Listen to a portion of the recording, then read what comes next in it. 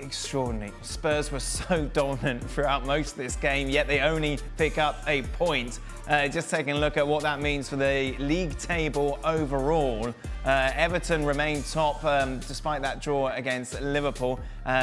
Meanwhile, for Spurs, 6th. They were up to 3rd. Jurgen, what a match this was. What a strange old sport this is, because Spurs were the best team by a mile.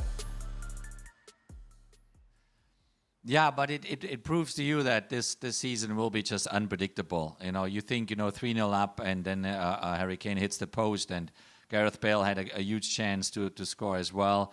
And then, they equalize in the last second of the game. But this is really how it will go all season long. There will be roller coasters all over the place because of COVID in terms of no fans yet in the stadiums.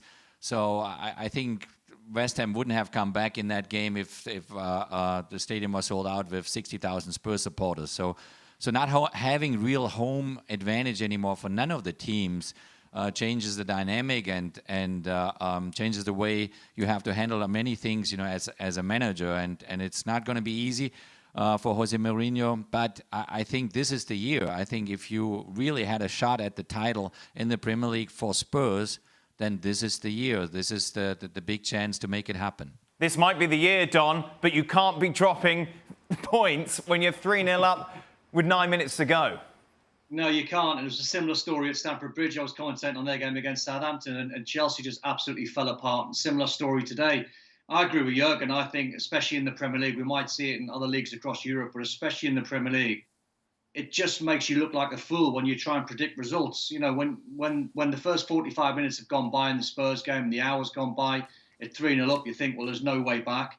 Then West Ham get one, you think, well, that's a consolation. And then before you know it, West Ham have drew 3-3. I mean, you're just going to see some crazy games. It feels like we played a million games already.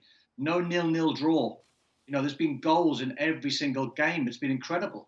So, Ali, what do we take away from this? Spurs could really be title contenders because the way they played in the opening 80 minutes, or they'd be lucky to finish top 6 because the way they finished in the last 10 minutes.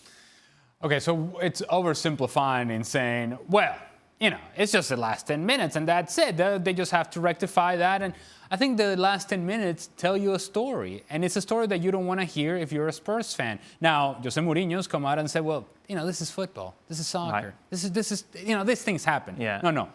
One goal on a deflection or maybe the own goal by Davinson Sanchez, that's soccer. That's football. That can happen. But 3 goals in 9 minutes when you've led 3-0 throughout the course of the first 80 minutes, that's failure.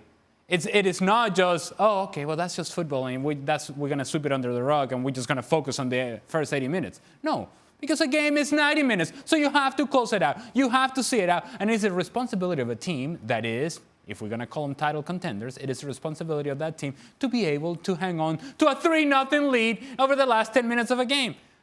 Are we asking for much here? Are we expecting too much out of Spurs? You should be able to say this game out against a team in West Ham, by the way, that is not like they're the most explosive attacking team there is in the Premier League. And so therefore, this is the sort of match that when we get to the end of the season and Spurs are needing points either to get into the top 4 or maybe make a title challenge, you'll go look back to this and say, remember that game against West Ham? This was failure over the last 10 minutes by Spurs and José Mourinho. Gap? I just think Mourinho teams, if you're old enough to remember when Mourinho was in his prime, they prided themselves on seeing out games. Giving up a lead was kind of the worst cardinal sin you could commit.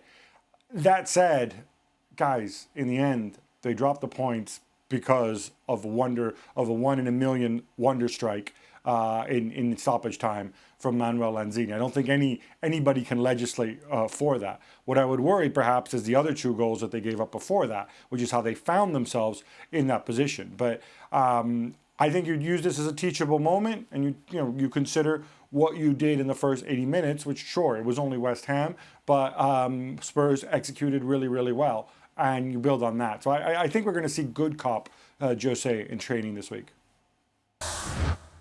Thanks so much for watching ESPN on YouTube. And for more sports highlights and analysis, be sure to download the ESPN app. And for premium content and live streaming, subscribe to ESPN Plus.